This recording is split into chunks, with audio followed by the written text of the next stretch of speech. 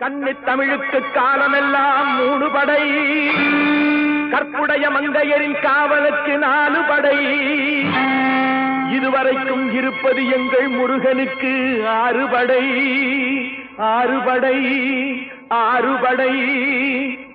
இன்று எங்கள் மருதமலை கோயில் ஒரு 7 படை, 7 படை, 7 படை.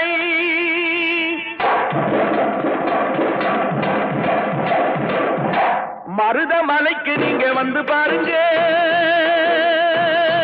ஒரு தரம் மருதமலைக்கு நீங்க வந்து பாருங்க, ஈசன் மகனோடு மனம் விட்டு பேசி பாருங்க.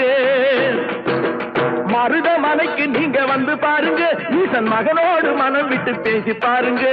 தீராத வினைகள் எல்லாம் தீர்ந்து போகுங்க, சத்தியமா சொல்லுறேன், தீராத வினைகள் எல்லாம் தீர்ந்து போகுங்க.